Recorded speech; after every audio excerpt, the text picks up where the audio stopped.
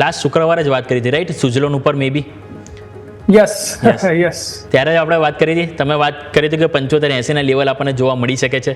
અને આજનો આપણે હાઈ જોઈએ ₹74.30 આપણને જોવા મળ્યો છે. કંપનીના પરિણામ આવ્યા, નફો 350% વધ્યો, આવક વધી, ઇબિડા 100% ગ્રોથ કર્યા, માર્જિન પણ ઇમ્પ્રૂવ થયા છે. અને આજે તમે જો ₹74.30 આપણને સર જોવા મળે છે. તો સર હવે આગળ નેક્સ્ટ કયા લેવલ તમે જોઈ રહ્યા છો?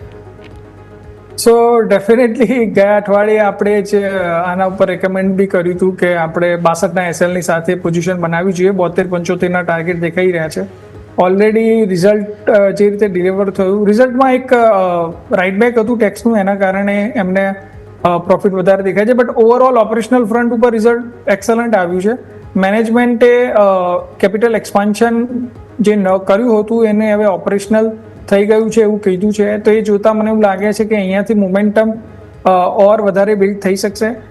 લાસ્ટ ફ્રાઇડે જેમ મેં કહ્યું હતું એમ કે જ્યાં સુધી કોઈ કેપિટલ એક્સપાન્શનની કોઈ સિગ્નિફિકન્ટ ન્યૂઝ ના આવે ત્યાં સુધી સ્ટોકમાં કોઈ મોટા મૂવ આવવાની અપેક્ષા ઓછી હતી.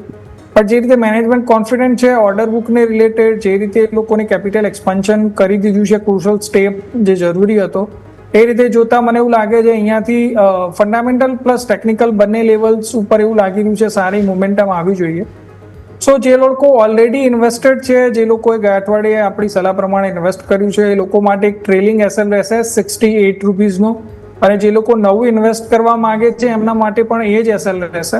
ઉપરમાં મને લાગે છે કે એકવાર ₹80 સુધીના ટાર્ગેટ આવી શકે છે આવનારા 1 મહિનાની અંદર.